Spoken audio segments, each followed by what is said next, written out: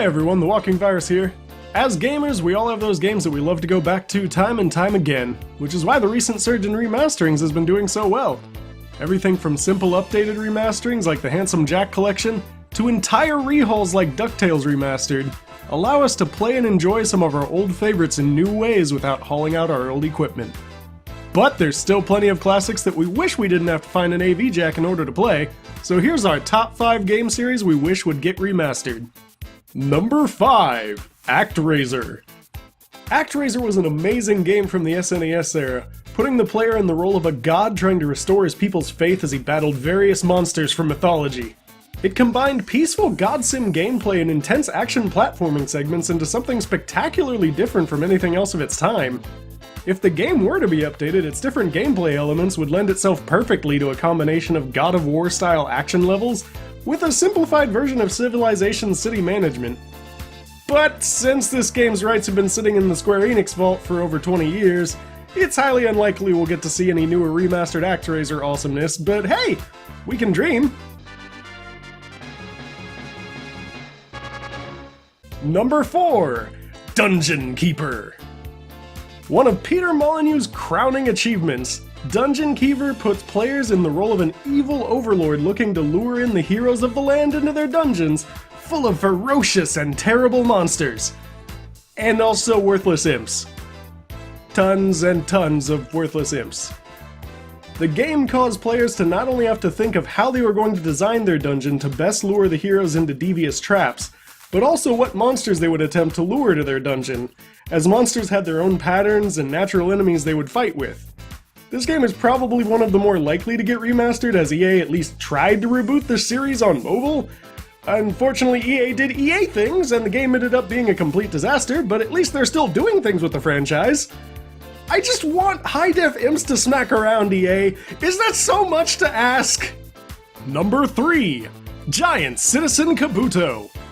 Giant Citizen Kabuto is one of the strange gems of the PS2 era that didn't do spectacularly well at launch, but sold extremely well after release.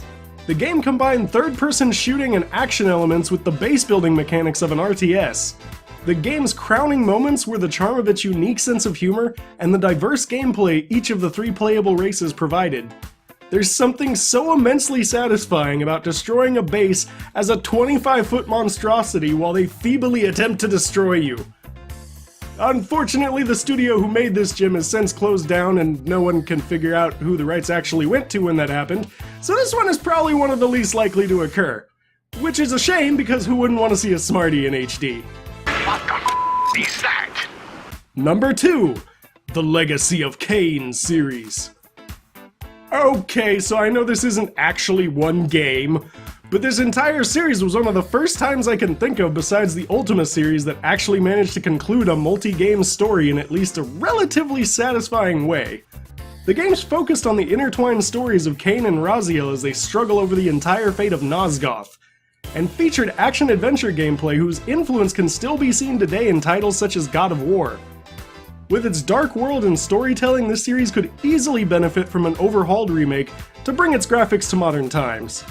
This is another gem that Square Enix has its hands on, although they did have a recent release based on the IP, so we can only hope that we will get to see the world of Nosgoth get the shiny new coat it deserves. Number 1. Chrono Trigger. I don't think there's anything I can say about Chrono Trigger that hasn't been said thousands of times already. It is one of the most beloved RPGs of all time.